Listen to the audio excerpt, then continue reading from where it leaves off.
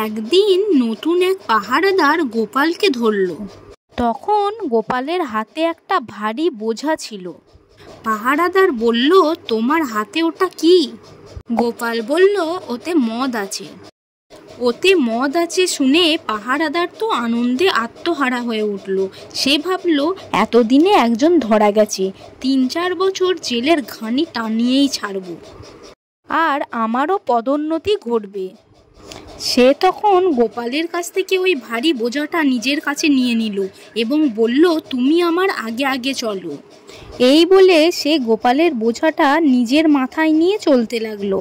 এবং রাজবাড়ির কাছে আসতেই পাহারাদারকে গোপাল বলল, পাহারাদারওয়ালা দাদা, তোমাকে অনেক ধন্যবাদ। এই মালগুলি রাজামশাই আনতে বলেছিলেন। এত ভারী হওয়ার কারণে আমার খুবই অসুবিধা হচ্ছিল, তুমি বয়ে দিলে, তার জন্য অশেষ ধন্যবাদ। এই যে দেখো, এই রাজামশাইয়ের চিঠি।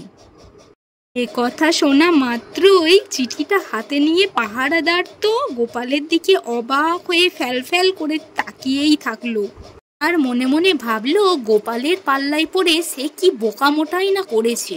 আর এদিকে গোপাল তো মনে মনে খুবই আনন্দ পেল, কেননা ভারী বোঝাটা তাকে আর বয়ে বয়ে আনতে হলো না। হ্যালো বন্ধুরা, কেমন লাগলো আজকের এই গল্পটি ভালো লেগে থাকলে একটা লাইক করে দেবে। আর হ্যাঁ, প্লিজ চ্যানেলটিকে সাবস্ক্রাইব করে দিও। আবার আসছি একটা নতুন মজাদার ভিডিও নিয়ে। আজকের মতন এই পর্যন্তই, টাটা।